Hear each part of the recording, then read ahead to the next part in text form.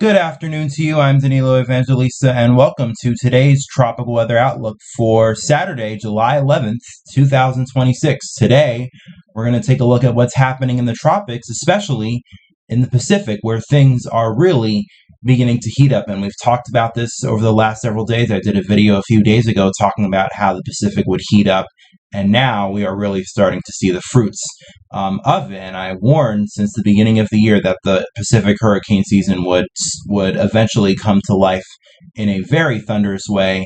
And again, it is looking very likely that that is probably going to happen here very soon. So let's start off by taking a look at the National Hurricane Center homepage right now.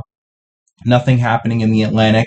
There are some signals for potential development in the Gulf, and I mentioned that earlier with taking a look at the Euro AI model, although it has kind of been inconsistent, and the latest run is kind of drop development in the Gulf, so very inconsistent and definitely a back and forth situation. But there might be something that we'll have to watch here in the Atlantic over the next 7 to 10 days, potentially, but at least within the next week, nothing expected in the Atlantic just yet. In the Pacific, though, that is not the case. We have 4 areas of interest right now, and not all of these areas are likely to develop. We have one of them, which is an invest here, Invest 90C, or the National Hurricane Center says formerly Invest 90C, and this only has a 10% chance of development. So this area here is not very likely to develop, but we have another area right behind it, which is a moderate chance of which has a moderate chance in the Central Pacific, and then in the Eastern Pacific, on the other hand, we have 2 areas here. One is at a 20% chance of development, and then another one right now up to a 90% chance of development in the next 7 days. And this area particularly here is one that I think we'll need to watch in terms of any of these areas potentially becoming our first hurricane of the season in the Pacific, maybe even our first major hurricane, and I'll show you the models and what they show in a little bit.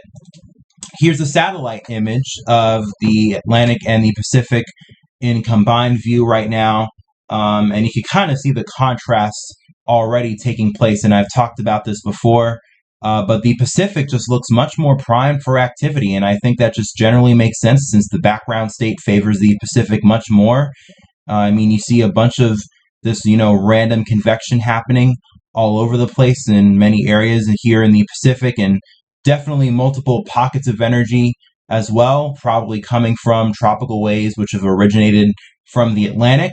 And I also mentioned many times before that tropical waves from the Atlantic would, help aid in development in the Pacific eventually down the road, especially in a year like this year where things are in general just much more favorable in the Pacific versus the Atlantic, which you could see is much less favorable. Not a lot of convective activity, and especially when you go out towards the Eastern Atlantic, it looks very bare, it looks very dry, definitely, laden with Saharan air and just suppressive atmospheric conditions, and we are already seeing that dynamic of El Nino favoring the Pacific and suppressing the Atlantic, and it's not just the Eastern Pacific as well. The Central Pacific, too, on the other hand, looking quite convectively active right now, an especially aggressive piece of energy here, in just west here, just west of 180 degrees. So this is already technically in the Western Pacific, and I believe that that's associated with an invest, which has been designated for the Western Pacific as well. And so quite a lot of activity happening here. And you could also see it as well in the vorticity signature. Lots of energy, a lot of it right now originating over Central America and in the Eastern Pacific, although there is quite an interesting, probably a tropical wave which is emerging off the coast of Africa and in the Eastern Atlantic right now, although you could just generally see much less energy here in the Atlantic compared to the amount of energy we have vorticity-wise in the Eastern Pacific, and this is just going to culminate as conditions become more favorable here in the next week, and probably what will be a string of storms that develop here in the Pacific. And again, as I mentioned before, all of this is associated with El Nino. which I've made several. I mean, I think I've made many videos on El Nino right now. In fact, I made one yesterday just talking about the fact that this El Nino is a record-breaking event, and we just have a lot of heat here in the Pacific. Pretty much the entire tropical Pacific here, with sea surface temperature anomalies at least a degree to even 2 degrees Celsius above normal. And this just adds a lot of extra heat and energy in the ocean that tropical cyclones, the purpose of a tropical cyclone happening is to take heat and energy out of the ocean and dispense it and release it into the atmosphere. So, as much of a phenomenon that, as dangerous and as devastating tropical cyclones can be, in a way, they are a part of nature, and they are a way that Mother Nature balances things out. And you can definitely imagine, when you apply that logic, just how much of the warm waters here are waiting to be used for tropical activity here in the Pacific in the next few weeks. And it's setting the stage here for what will probably be a very, very active stretch of activity coming up. And again, I've told you guys for quite some time now, ever since the beginning of hurricane season, that we were probably going to see this kind of setup this year. And it is probably going to come to fruition within the next few weeks. And let's show you by taking a look at the GFS here, the 12Z run of the GFS. First off, we have our first area here, probably associated with the 90% chance that the National Hurricane Center has. That seems to get going here within the next 2 or 3 days, probably already a tropical depression to maybe weak tropical storm by Tuesday. And then that very quickly strengthens, probably becomes a hurricane, maybe even a major hurricane. Let's actually see how strong the GFS shows this.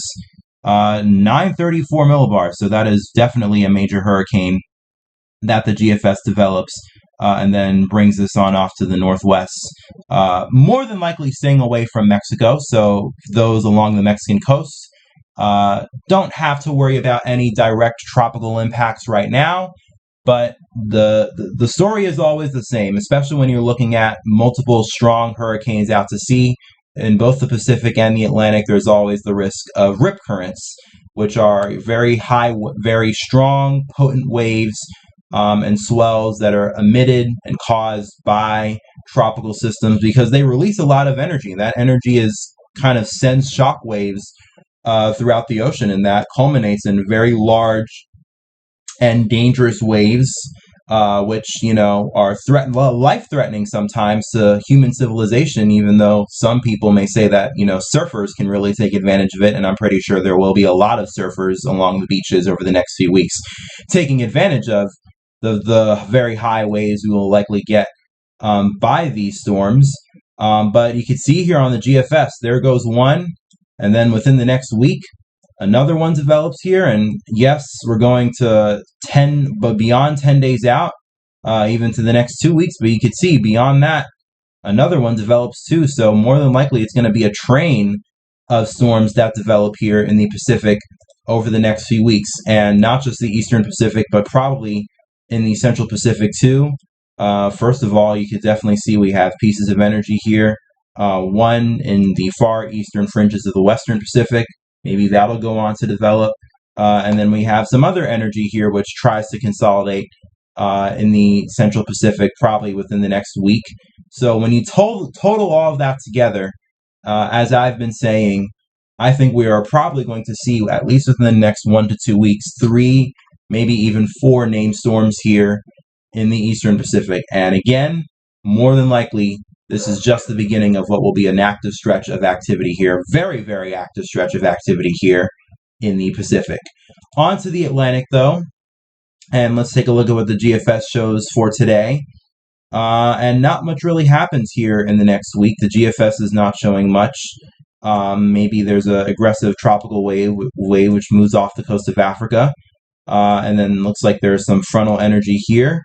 But that doesn't really consolidate into much. Although, you never know, and again, with these frontal pieces of energy that kind of move off the U.S. coast and kind of string themselves out over the Atlantic, especially in the early season and especially in years like this. As I said before, that tends to be one of the most popular origins of formation that we see with tropical cyclones. So you never know. Maybe we will see something spin up. And I said before, and I showed you earlier, the European AI operational model seems to be showing something developing here in the Gulf within the next 10 days or so. Although it seems like in recent model runs, it's kind of become a little bit back and forth and bipolar about whether or not it actually shows it, inconsistent. So nothing is set in stone right now for at least the next week in the Atlantic, or for sure over the next week. Doesn't really look like much happens here. Beyond that, not exactly sure. And let's actually see what the European ensembles show here. And yeah, nothing really happens. There are a few signals here off the southeast coast. Maybe one or two ensembles, especially around, again, beyond 10 days out. But then there's this interesting signal here that I just saw on the 12Z run today from the European ensembles of something trying to get going out here in the Eastern Atlantic, and this roughly seems to happen around 4 to 5 days out. There are a few ensembles here, and the ensembles that do show something look like, they look decent. Maybe a tropical storm depression, but only looks like a handful of ensembles right now. So I'm not necessarily, jumping to the conclusions that we might get something here in the Eastern Atlantic. Would definitely shock me if we do. We'll see if the European ensembles here hold, but in general, beyond that, there are no pieces of energy that are set in stone to potentially give us development here in the Atlantic over the next week. All of the focus right now is in the Pacific, and it is probably going to remain that way for the vast majority of this hurricane season. But again, something will probably come in the Atlantic at some point, you would have to wonder, but it looks like for now, it is mainly going to be the Pacific we will be monitoring. But of course, if something comes up in the Atlantic, I will let you guys know, and we will be tracking it, as we always do. And I mean, the whole point of this channel is to track the tropics, so I'll definitely be keeping an eye on things in the Atlantic. With that being said, thanks for watching. Enjoy the rest of your day. Hope you guys enjoyed today's video. If you did and you want more of these videos, I would really appreciate if you like, comment, and especially subscribe to the channel. Make sure to turn on the notification bell so you can get videos the moment I upload them. And once again, I hope you guys have a great rest of your day, a great rest of your weekend if I don't talk to you till next week. But of course, I'll have another video tomorrow. So if I do see you tomorrow, enjoy the rest of your day. Hope you guys stay safe, and I'll see you guys again tomorrow.